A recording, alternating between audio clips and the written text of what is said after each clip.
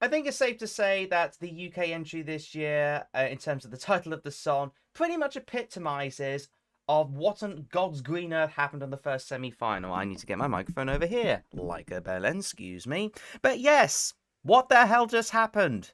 Because there's block votes, shock votes, as they are, as another Irish song for that matter, from 2008 for that matter, tends to say so, because they were shocking, some of those results last night for the first semi-final. Like, how on earth has one particular country that hardly anybody paid attention to, was 15 to 14% chance, according to the bookies, of qualifying, end up in the top 10, and yet one of the top 5 favourites, not overwhelming, but certainly one of the absolute favourites to qualify, didn't.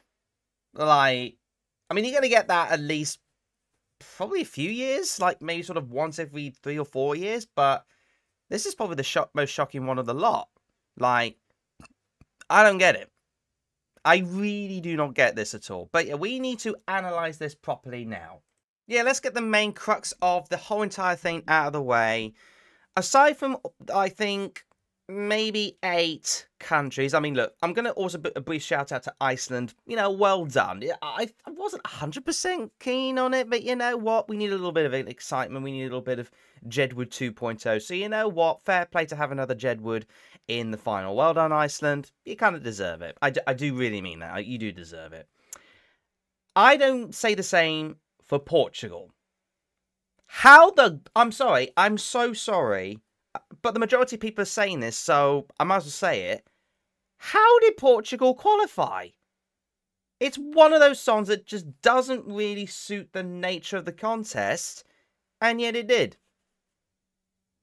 I'm not saying it didn't deserve it.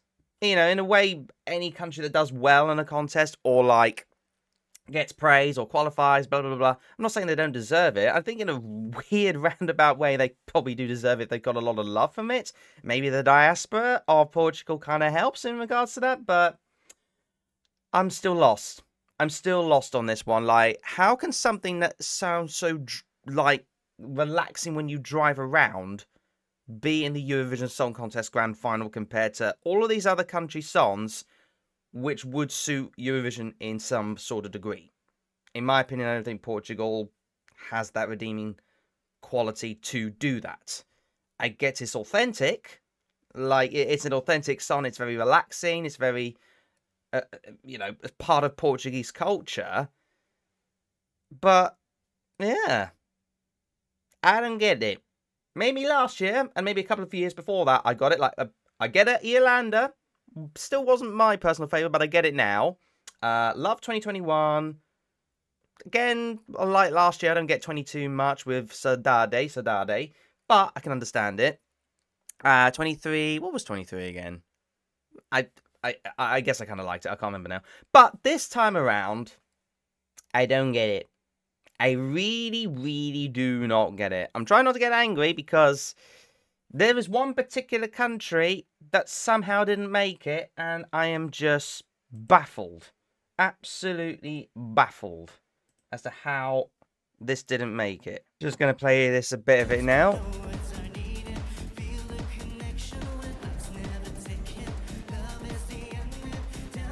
I mean, that's awesome. That is awesome. In every way, shape, or form. He had doppelgangers, he had redness, obviously, strobe lighting. Like, right at the end, he had all of that at the end. And yet, that, along with Cyprus, both sort of underground, clubby, EDM kind of vibes, they didn't make it. But this was way better than Cyprus, to say the least. Although I think Cyprus you can slightly understand, because it was a bit of a mid-song, trying to be elevated with some scaffolding and all the rest of it, which honestly didn't really suit it. They tried their best to hide something pretty mid, but yeah, it just wasn't going to go through. Although that being said, I do want to let's just get some other highlights out of the way. First of all, the complaints in regards to the Swiss hosting it this year. Don't get me wrong, there was a nice touching moment from Celine Dion, you know, saying, hope everybody's all right. She didn't look good. Bless her cotton socks. She really doesn't look good. I hope she pulls through in some sort of way, but there you go. The ending touch of 4 of the artists from last year, seen in the Pas de Pas and was very, very nice. I just realised one more thing before I talk about one of the major topics. Switzerland, unfortunately, had a bit of a... Oh, it doesn't show it there. Okay, it doesn't show it there, but on our broadcast, I think it might have been the case for other broadcasters as well, it was quite shaky. Like, for some reason, it went stuck and then back on, and then stuck and back on, and we thought that was part of the effects. No, it genuinely got stuck. So hopefully they might fix it come the actual contest, because this wasn't bad by any stretch of the imagination, but I think a fan base might have overhyped it just a little bit before showing it to the actual audience. I don't think this is that, you know, like in your face or multi-point hypnotic or enchanting as what some people make out to be. But you know what? I think it could get some jury love. I still don't think Switzerland are going to do that well because host country and all the rest of it. But the biggest highlight, dare I say, when I get back down to it, was this moment from Estonia. None of us expected this, because we are sort of used to this, apart from the flying plane. But there you go. Where is it? Yeah, there it is. There, yeah, you got the hopscotch. I don't know what that's all about. And then all of a sudden... we all thought it was like, oh, what's going on here? And then, oh, it's part of the act. And then she ends up dancing as well. Here we go.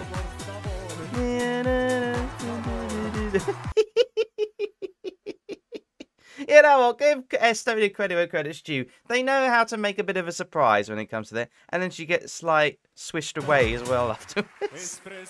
And then he's up on a load of coffee beans. They've made the staging as good as it can be, especially with, yeah, Winners Cafe. What else do they have? Oh yeah, the big Tommy Cash plane that ended up doing this. Why is it doing that? Why is a Boeing 737 doing that? It made you smile, in my opinion. It really did make you smile. Other than that, it was probably not the best of hostings from Switzerland in general. Like, the jokes they tried to pull off were very wooden. I know the interval act was sort of, like, fairly decent. The Made in Switzerland thing. That was alright. It had its moments. But there was also a lot of falsities. And to be fair, they did try to bring Petra Mede in to make it seem funny. But most of it was kind of just like, bit cringy, personally, for myself. But, you know, some people tend to like it. There was some funny moments in the form of the shopping channel moments. I thought that was quite quirky. But otherwise, mostly I found it cringy, a bit awkward. And that's about it. Also, why on earth did they drag the results in question so much? They don't have it on here, but they dragged and dragged and dragged the actual whole entire thing by just handing out gifts to different artists. And it was a drag. Why would you drag it out to 10:30 in the evening? 11:30 in Europe. 12:30 in Eastern Bloc.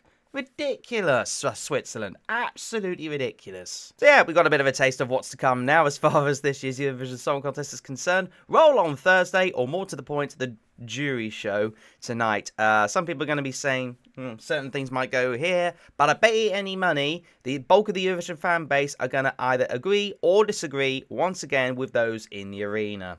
But hey, that's Eurovision for you.